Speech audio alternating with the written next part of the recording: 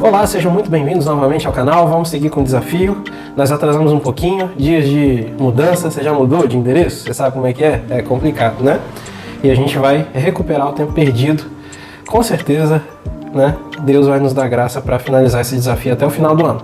Então, sem mais delongas, hoje a partir de números 4 mais 7 capítulos. Desde já, se inscreve no canal, curte o vídeo, compartilha com quem você ama e bora pro vídeo. Vamos lá, Números capítulo 4. O primeiro destaque que eu faço aqui é no verso 5, que diz assim: quando o acampamento tiver que mudar, Arão e seus filhos entrarão e descerão o véu protetor e com ele cobrirão a Arca da Aliança. Esse destaque é para a gente lembrar novamente que os levitas e a família de Arão, de uma forma geral, estavam envolvidos com todo tipo de serviço. E aqui a gente vai ver um serviço de transporte, é toda uma logística em relação ao tabernáculo e as coisas do tabernáculo. Então eles tinham que estar sempre de prontidão para que quando houvesse a necessidade do movimento para um outro território, tudo deveria ser desarmado e armado novamente carregado, tá certo? Quem faziam isso? Os levitas. No verso 15 de Números 4 diz assim: quando Arão e os seus filhos terminarem de cobrir os utensílios sagrados e todos os artigos sagrados, e o acampamento estiver pronto para partir, os coatitas virão carregá-los, mas não tocarão nas coisas sagradas. Se o fizerem, morrerão. São esses os utensílios da tenda do encontro que os coatitas carregarão. Então, a gente vai ver uma divisão de 3 grupos familiares dentro dos levitas, né? E esses coatitas aqui aparecem aqui também para mostrar, porque do destaque, para mostrar a questão do serviço, tá? Então, o tempo todo aqui eu fico olhando para a Bíblia, olhando para vocês, né? Mas faz parte. Para mostrar a questão do serviço, tá? Apesar de servir, um detalhe muito interessante aqui, eles não poderiam tocar nas coisas sagradas. Então vamos comparar com os dias de hoje, onde todos na nova aliança são chamados ao ministério sacerdotal. Nós servimos, mas estamos em contato com a dimensão que está além do véu que se rasgou. É totalmente diferente daquele tempo. Por isso eu torno a falar com vocês. Eu, Rodolfo, eu não me familiarizo muito com essa questão de chamar pessoas hoje de levitas. É toda uma coisa que está relacionada com a velha aliança. Mas tudo bem, né?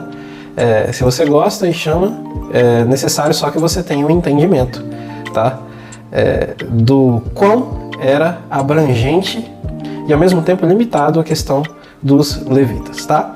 Verso 16. Eleazar, filho do sacerdote Arão, ficará encarregado do azeite para iluminação, do incenso aromático, da oferta costumeira do cereal e do óleo da unção. Ficará encarregado de todo o tabernáculo e de tudo o que nele há, seus utensílios e seus artigos sagrados. Aqui, o destaque é para o filho de Arão chamado Eleazar. A gente está destacando esse jovem aqui, esse homem na realidade, porque já Arão vai morrer. E esse Eleazar aqui que vai ficar no lugar dele. Só que a gente sempre vê na Bíblia as lideranças transitando. Elas são graduais. Então aquele que vai assumir o posto do outro, ele sempre entra no preparo, numa espécie de discipulado, de treinamento profundo, tá? Não foi assim diferente com Eleazar, tá? Verso 20. Os coatitas não entrarão para ver as coisas sagradas, nem por um breve momento, para que não morra. Não verão, nem tocarão, apesar de exercerem serviço, tá? Bem diferente, para vocês verem a gritante diferença da velha aliança para a nova aliança, tá bom? Bom, além do personagem Eleazar, no verso 28 a gente tem também aqui, ó. Esse é o serviço dos clãs gersonitas da tenda do encontro. Suas atividades estarão sob a supervisão de Itamar. Itamar, então, ao invés de um líder mor, digamos assim, sobre o serviço sacerdotal, ele será um supervisor, portanto um co-líder junto com seu irmão Eleazar, mas a maior liderança é de Eleazar. E a gente vê Itamar, outro filho de Arão, desempenhando a função de supervisão, principalmente dos gersonitas, que era outro grupo familiar, dentro dos levitas para o serviço, tá bom? Bom, verso 33. Este é o serviço dos clãs meraritas. Então, coatitas, gersonitas e meraritas. Foram essas as 3 divisões em relação ao serviço. Novamente a gente está vendo a trindade sendo simbolizada outra vez em relação a culto, em relação à adoração, em relação a serviço, tá? O número 3, ele é muito claro para revelar coisas acerca da obra e da persona de Deus, tá? Então no verso 33, a gente já viu o personagem Itamar E totalizando os 3 grupos, né, para o serviço, tinham mais ou menos umas 8.580 pessoas, conforme o versículo 48. Números capítulo 5, vamos lá. Números capítulo 5, a gente vai ver uma breve descrição sobre, uma repetição, na realidade, sobre a questão da lepra, tá? E algumas, toda vez, tá? No Pentateuco a gente vai ver recapitulações. Repetições são métodos didáticos que o homem usa, Deus usa, enfim, para mostrar a intenção e o foco daquilo que está sendo falado, que precisa ser gravado, tá? Então, toda vez que a gente vê coisas que são repetidas na lei, é por quê? Porque a repetição faz com que nós assimilemos mais a informação, faz com que a gente grave melhor, e Deus sabe disso, tá? Na cultura judaica, principalmente, quando se queria muito frisar uma informação, ela era repetida. Hoje, às vezes, a gente usa na cultura ocidental outros artifícios, como, por exemplo, falar com uma entonação diferente, fazer uma dinâmica, tal. Tinha um pouco disso também na Escola dos Profetas, mas a repetição era muito forte para o foco, né? Então, por isso a gente vai ver muita repetição. Mas mesmo tendo essas repetições, algum aprofundamento entre elas aparece, tá? Então, no verso 6 de número 5, o primeiro destaque diz assim: diga aos israelitas, quando um homem ou uma mulher prejudicar outra pessoa e, portanto, ofender ao Senhor, será culpado. Bom, por que o destaque? Porque sempre, desde o início, ofender a Deus, dentre várias maneiras de como isso pode acontecer, a principal delas é prejudicar o próximo. A Bíblia sempre trabalha com essa ideia. Ofender, prejudicar, entrar em guerra com outra pessoa, é ofender a Deus. Por isso o destaque desse texto. É muito importante a gente entender isso, porque a comunhão ela não é só um conselho, tá, de Deus para, fiquem em comunhão, vocês são meu povo, né? Vou te dar um conselho, vai ser melhor para vocês se vocês estiverem em paz. Na realidade, isso é uma ordem e tem a ver diretamente com santidade, com pecar contra o próprio Deus, além de contra o irmão e contra o próximo, tá? Verso 27. Olha que interessante. Diz assim: se ela houver se contaminado sendo infiel ao seu marido, quando o sacerdote fizer que ela beba a água que traz maldição, essa água entrará nela e causará um amargo sofrimento.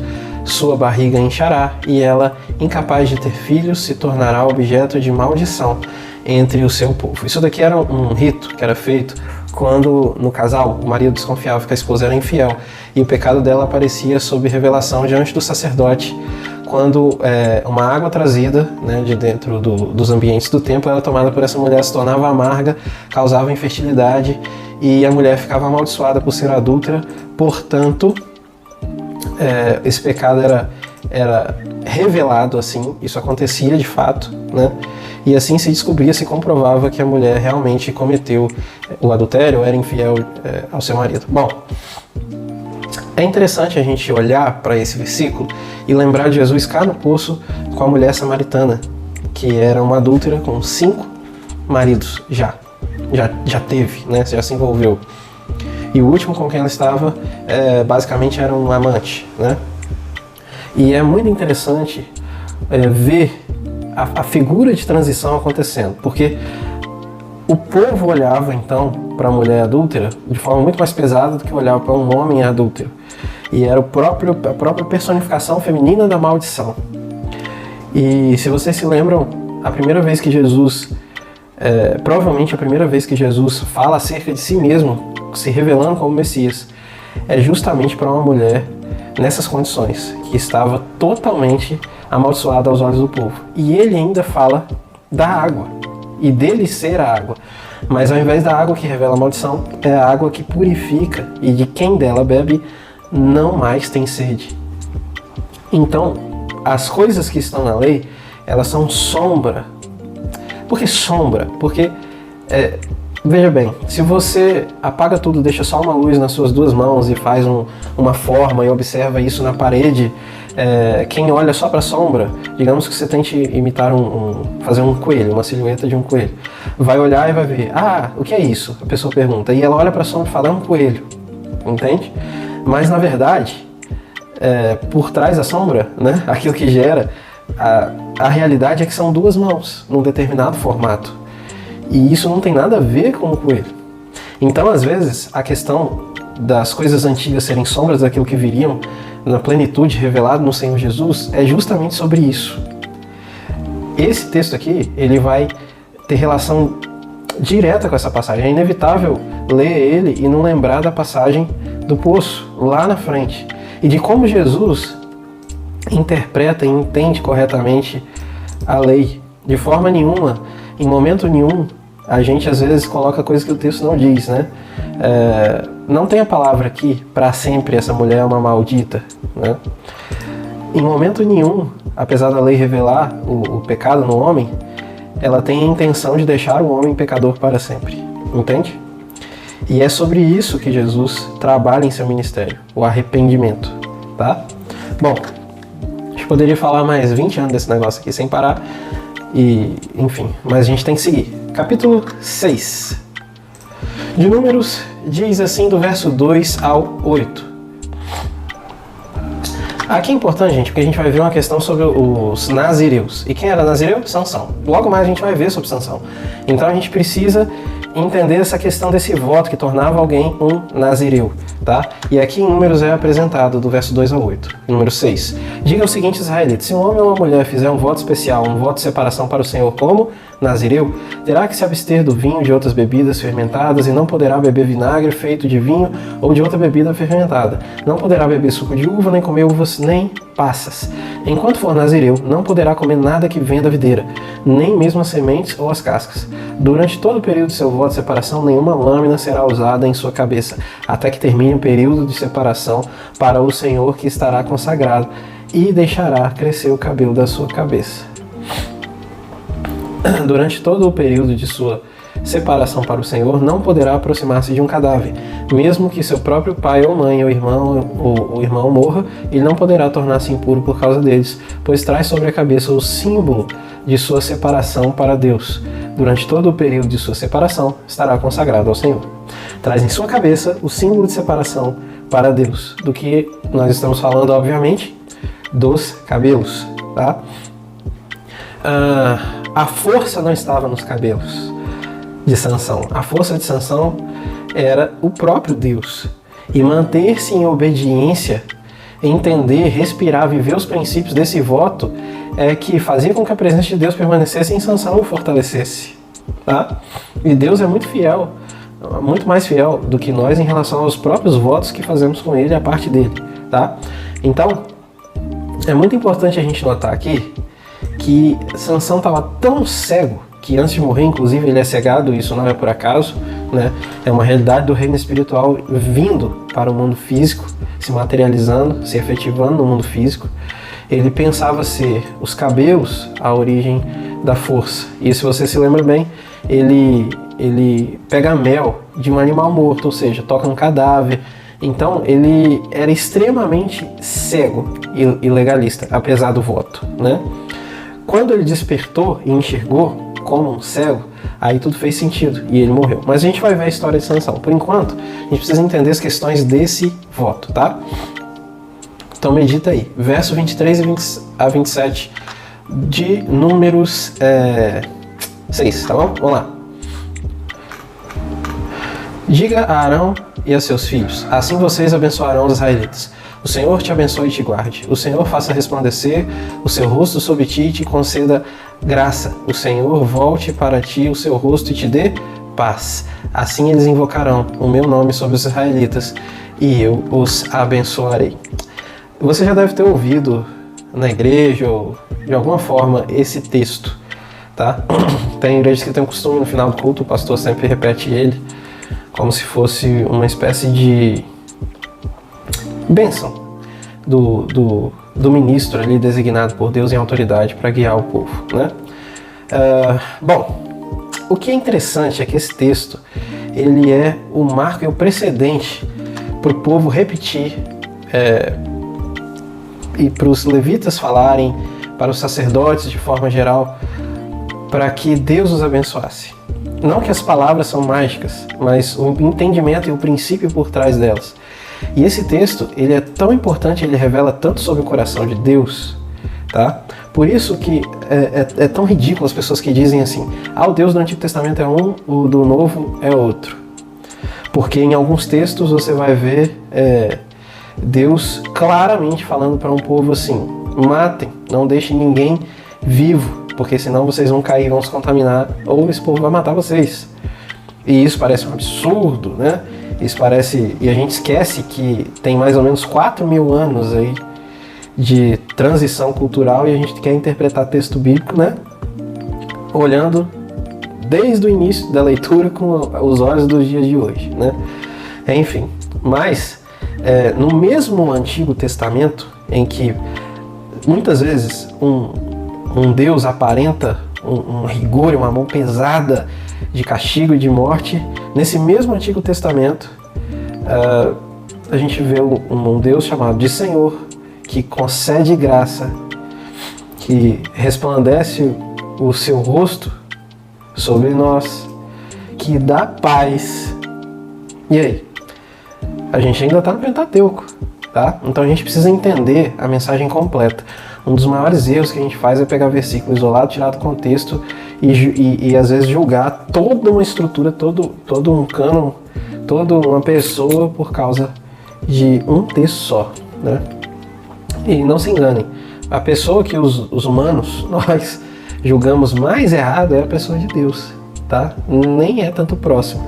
Por julgar Deus errado é que a gente julga o próximo errado. Essa é a grande questão. E o interessante desse texto é que ele é anterior, de acordo com a descoberta, né? E quando ele foi datado depois de descoberto, ele é anterior aos pergaminhos do Mar Morto, em mais ou menos 500 anos, que eram os mais antigos. Então, quando esse texto foi encontrado depois, tá? E foi descoberto que ele era mais antigo, uma grande coisa foi comprovada ali, né? Que fortalece inclusive muito a nossa fé. O texto que está aqui, ele bate exatamente com aquele que estava no pergaminho do Mar Morto. Não há divergência, tá? Tamanha era a força da tradição oral, tá? Não há divergência dos textos. A mensagem não muda, ela não distorce, tá? Razão pela qual também muitos livros foram retirados porque não batiam, não foram aceitos, né? Porque não batiam com a estrutura toda, não faziam sentido. E é um motivo de muita alegria, né? Foi quando esse texto, e até hoje, né? Quando esse texto foi encontrado, e ele mais antigo que o pergaminho do Mar Morto, e a mensagem exatamente igual, tá? Ou seja, veracidade das Escrituras, tá? Números 7. O primeiro destaque aqui, e único na verdade, é no verso 89, tá? E aqui a gente vai ver durante todo esse capítulo, cada líder de cada tribo trazendo sua oferta, tá? E representando também a liderança sobre suas casas, sobre suas famílias, a questão da expiação de sua própria casa, da oferta para contribuição, de todas essas coisas. Mas lá no verso 89 diz assim: quando entrava na tenda do encontro para falar com o Senhor, Moisés ouvia a voz que ele falava do meio dos dois querubins, de cima da tampa da Arca da Aliança. Era assim que o Senhor falava com ele. Por que do destaque? Porque isso é uma loucura. Que loucura. No meio dos querubins ali representados, né? Moisés ouvia uma voz sendo ecoada do nada, transcendendo dimensões, passando do céu à terra, fluindo daquela tampa da Arca da Aliança. E assim que ele ouvia o Senhor, diretamente. Será que nós podemos ouvir ao Senhor da mesma maneira hoje? Eu acredito completamente que sim, tá? Mas acredito completamente também que essa voz de Deus, ela é revelada com isso aqui que a gente está lendo, tá? Então, eu passo a ouvir, eu posso ter possibilidade, né? Tenho possibilidade grande de ouvir de forma assim sobrenatural a voz de Deus, quanto mais eu aprendo sobre as palavras de Deus escritas no livro de Deus, que é a Bíblia, tá bom? Então, aqui dentro eu escuto a voz de Deus e mediante viver e amar as palavras de Deus, eu posso continuar escutando as revelações acerca da palavra de Deus com a própria voz de Deus. Deus não é uma pessoa, né?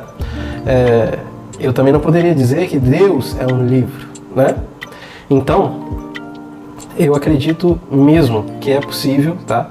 Hoje em dia, e eu tenho, muitas pessoas têm essa experiência de sentir, de ouvir, de perceber a voz de Deus diretamente, mas isso tudo dentro do crivo das Escrituras. E alguém vazio de Escritura e de palavra não escuta a voz de Deus. É simples assim, tá?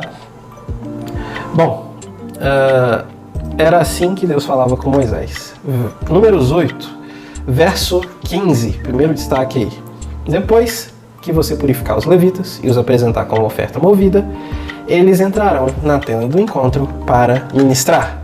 É interessante aqui esse texto, por quê? Porque olha a profundidade, não sei se você conseguiu perceber. As ofertas, os pedaços de animais eram, em alguns momentos, na dinâmica do ritual dos sacrifícios, eles eram movidos, de verdade, assim, ó, literalmente, perante Deus. E aqui Deus está apresentando os próprios levitas como oferta movida. Deus fala acerca deles como a própria oferta movida. Ou seja, um povo, um povo que era a própria oferta a Deus. Aí sim, faz sentido a gente falar levita para os dias de hoje pensando nisso. Você e eu, a própria oferta ao Senhor, uma vida, como diz uma canção, né? Uma vida inteira ainda é pouco. O Senhor ainda quer a minha eternidade e eu o quero porque Ele é o meu amado, não é? Então, esse movimento também representa a dinâmica da adoração, do serviço, tá? E da atividade lá no céu. Porque tudo, não se esqueçam, tudo que a gente lê aqui é coisas que estão acontecendo na terra, que estão representando coisas que acontecem no céu, tá bom? Bom, verso 16, que é a sequência, né? Eles são os israelitas que deverão ser inteiramente dedicados a mim. Eu separei para serem meus em lugar dos primogênitos, do primeiro filho homem de cada mulher israelita. Você se lembra disso? A questão dos primogênitos, tá? Os levitas, então, estão no lugar dos primogênitos de cada família ao Senhor, tá? Nessa época aqui. Verso 24 ao 25. Isto diz respeito aos levitas. Os homens de 25 anos para cima, aptos para servir, tomarão parte no trabalho que se faz na tenda do encontro, mas aos 50 anos deverão afastar-se do serviço regular e nele não mais trabalharão. Bom, então qual o destaque aí? O destaque é por conta do tempo de serviço dos levitas. Eles começavam a partir dos 25 anos e eles poderiam servir, assim, até morrer, né? Só que do serviço regular, que é a rotina mais pesada de trabalho, então eles mantinham o padrão da lei até os 50 anos, tá bom? Depois eles deveriam se afastar. Isso é uma coisa interessante que pode ser, inclusive, pensada, né? Por exemplo, pessoas no ministério, né? Elas devem ficar fazendo tudo o tempo todo, até que ponto? Ou até que ponto elas vão se tornar, então, somente mentoras, supervisoras? Bom, será que esse texto pode ser um guia para isso ou não? Bom, não sei. Fato é que é curioso e interessante a gente ver essa questão da idade dos levitas, tá? Bom, Números capítulo 9. Verso 1 a 14. Tem algo muito importante aqui sobre a Páscoa e sobre a questão, principalmente, do arrependimento. Vamos ver. O Senhor falou com Moisés no deserto do Sinai, no primeiro mês do segundo ano depois que o povo saiu do Egito, e disse: os israelitas devem celebrar a Páscoa na ocasião própria. Celebrem-na no tempo determinado ao pôr do sol do dia 14 deste mês, de acordo com todas as leis e ordenanças. Então Moisés ordenou aos israelitas que celebrassem a Páscoa, e eles o fizeram no deserto do Sinai, ao pôr do sol do dia 14 do primeiro mês. Os israelitas fizeram tudo conforme o Senhor tinha ordenado a Moisés, mas alguns deles não puderam celebrar a Páscoa naquele dia porque se haviam tornado impuros por terem tocado num cadáver. Por isso procuraram Moisés e Arão naquele mesmo dia. Então presta atenção que interessante. E disseram a Moisés: Nós nos tornamos impuros por termos tocado num cadáver, mas por que deveríamos ser impedidos de apresentar a nossa oferta ao Senhor na ocasião própria, como os demais israelitas? Moisés respondeu-lhes: esperem até que eu saiba o que o Senhor ordena a respeito de vocês. Então Moisés foi até do encontro, então, para ouvir a voz de Deus, porque a situação aqui tinha um precedente até agora inédito, tá? Então o Senhor disse a Moisés: diga o seguinte aos israelitas: quando alguns de vocês ou dos seus descendentes se tornar impuro por tocar em algum cadáver ou estiver distante por motivo de viagem, ainda assim poderá celebrar a Páscoa do Senhor. Ainda assim poderá celebrar a Páscoa do Senhor. São as palavras do próprio Senhor. Deverão celebrá-la no dia 14 do segundo mês, ao pôr do sol. Comerão o cordeiro com pães sem fermentos e com ervas amargas. Não deixarão sobrar nada até o amanhecer e não quebrarão o osso do cordeiro. Quando a celebrarem, obedeçam todas as leis da Páscoa. Se, porém, um homem estiver puro e não estiver distante por motivo de viagem e ainda assim não celebrar a Páscoa, ele será eliminado no meio do povo, porque não apresentou oferta ao Senhor na ocasião própria. Ele sofrerá as consequências do pecado. Um estrangeiro residente entre vocês que queira celebrar a Páscoa do Senhor deverá fazê-lo de acordo com as leis e ordenanças da Páscoa. Vocês terão as mesmas leis para o estrangeiro e para o natural da terra. Essa passagem é muito rica. Ela fala de várias coisas em relação à Páscoa. Parece ser uma repetição, mas tem precedentes aqui novos. Tá? Tem coisas novas aqui acontecendo e que são tratadas nesse texto. A primeira coisa, então, do fim para a parte-chave é o seguinte: estrangeiro e natural, as mesmas leis. Esse é o nosso Deus, tá? Diferente de um segregador, como eu já disse várias e várias vezes, tá bom? Bom, depois, a questão daquele que está impuro, celebra a Páscoa ou não? Sim, o próprio Deus disse que sim. Por quê? A mesma situação, por exemplo, da ceia do Senhor. Pessoas acham que porque elas pecaram, elas não podem cear com a comunidade. Só que a própria oportunidade da ceia é também uma ocasião e oportunidade para aquilo que é muito maior do que a ceia. Qual a ceia representa?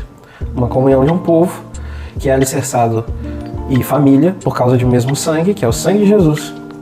E essa aliança é baseada no sangue que entrou naqueles para lavar.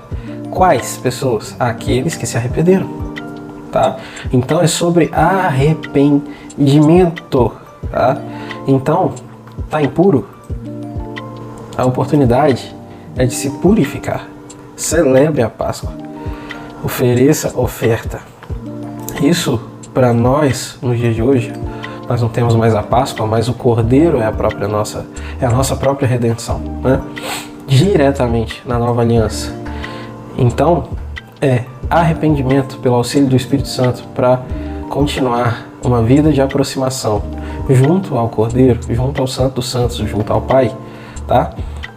E verso 12, outra coisa muito interessante: não quebrem nenhum osso do Cordeiro. Jesus não teve nenhum osso quebrado. Isso é proposital e é simbólico. O Cordeiro de Deus que tira o pecado do mundo, um apontamento claro, tá? Bom, e quem então é condenado?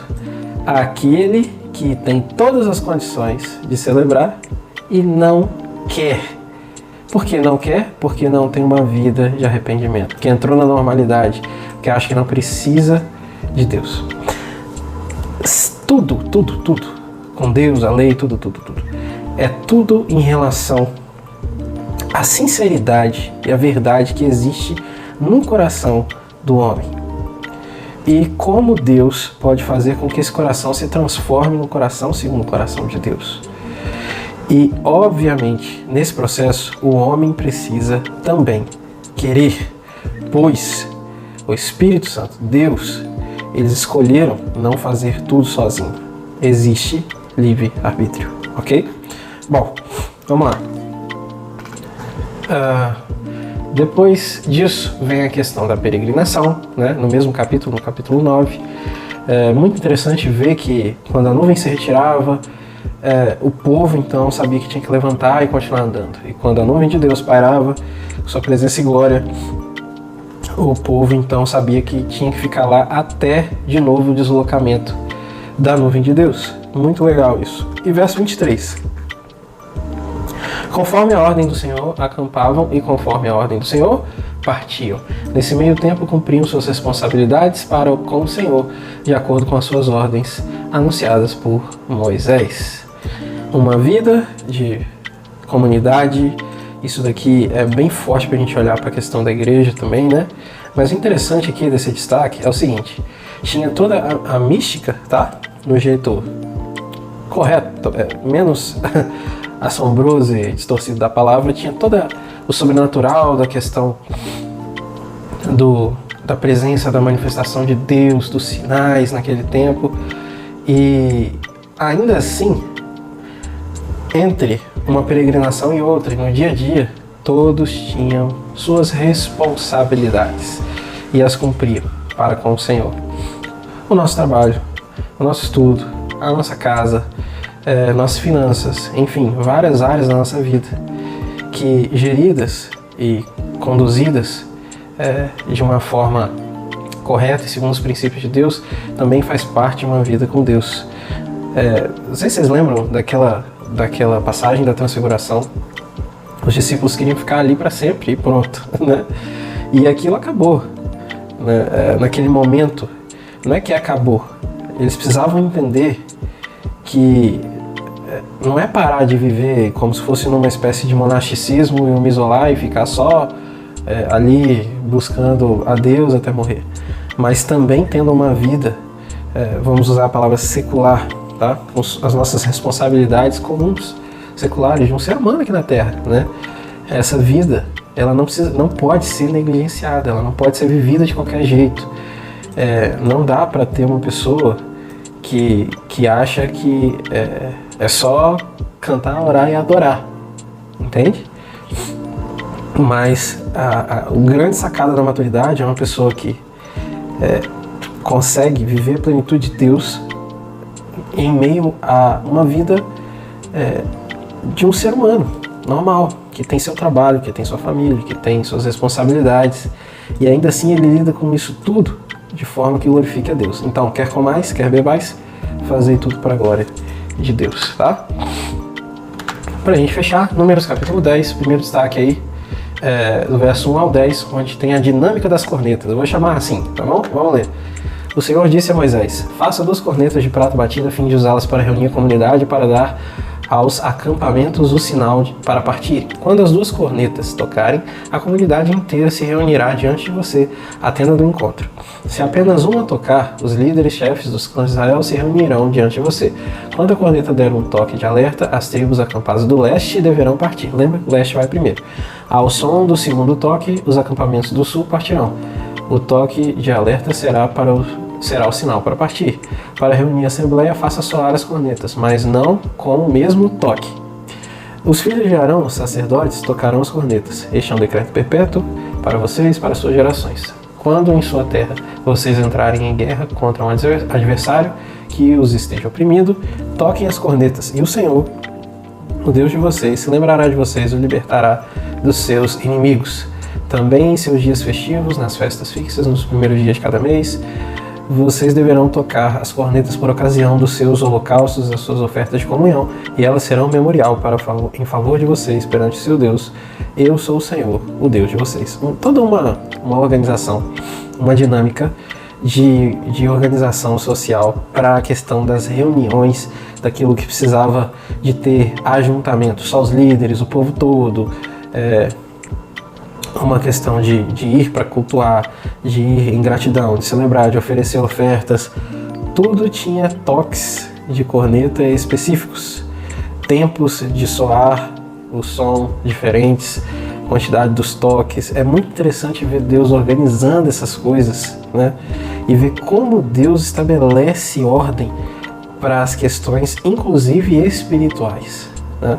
A gente vai ver no final que Deus vai falar: quando vocês estiverem guerreando contra um povo, toque essas cornetas, não porque as cornetas têm poder para atrair a mim, para salvar vocês, não, mas como um memorial, ou seja, não é simplesmente uma lembrança, é lembrar do princípio, do entendimento, sabe? Tudo aponta para Deus, e os símbolos que Deus usa não são um fim em si mesmo, mas eles conduzem o olhar do homem de volta a Deus. É totalmente diferente da idolatria, onde o símbolo se torna o fim em si mesmo, o objeto da adoração.